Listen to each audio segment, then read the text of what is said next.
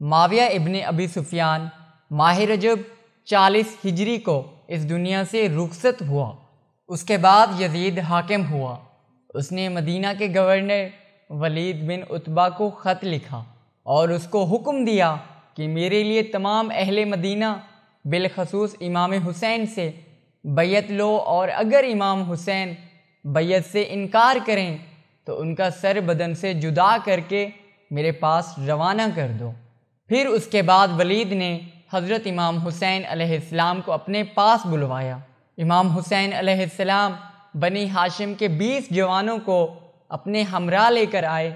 ولید نے حضرت امام حسین علیہ السلام کو معاویہ کی موت کی خبر سنائی اور یزید کی بیعت کا مطالبہ کیا۔ امام حسین علیہ السلام نے فرمایا، بیعت مخفیانہ طور پر نہیں کی جا سکتی۔ جب صبح ہو تو لوگوں کو دعوت دینے کے ساتھ مجھے بھی دعوت دینا، میں ان تمام لوگوں کے سامنے جواب دوں گا۔ مروان نے ولید سے کہا، حسین کی بات کو نہ مانو اور اس کے عذر کو قبول نہ کرو، بلکہ فوراً حسین کا سر تن سے جدا کر دو۔ امام حسین علیہ السلام نے غضبناک ہو کر کہا، لعنت ہو تجھ پر اے زانیہ کے فرزند، کیا تو میرے قتل کرنے کا مشورہ دیتا ہے؟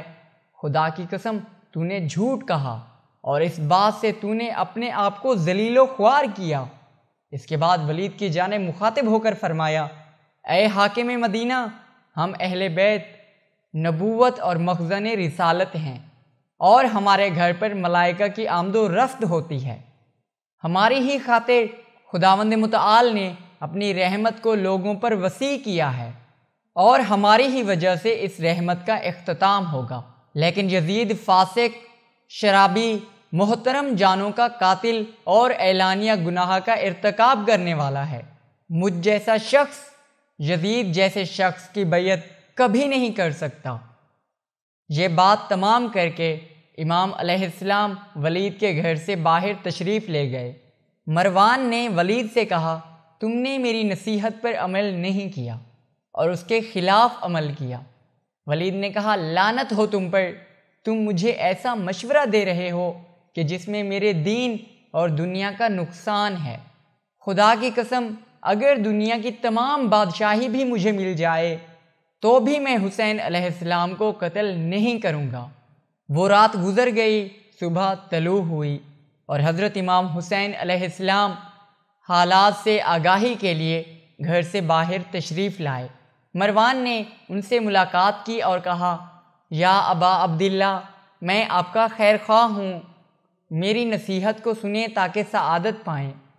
امام حسین علیہ السلام نے فرمایا، تیری نصیحت کیا ہے؟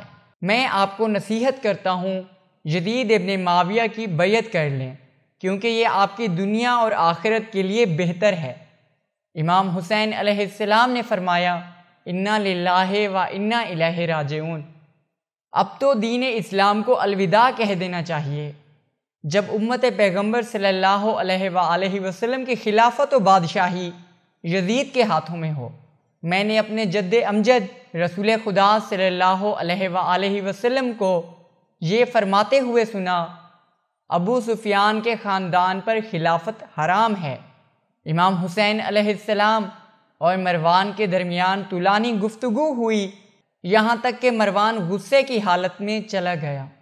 ایک رات حضرت امام حسین علیہ السلام گھر سے باہر نکلے اور اپنے نانا کی قبر کی طرف گئے اور کہا، السلام علیکہ یا رسول اللہ، میں حسین بن فاطمہ ہوں، آپ کی بیٹی کا بیٹا اور آپ کا وہ نواسہ ہوں جسے آپ نے امت کے درمیان اپنی جانشینی میں چھوڑا ہے۔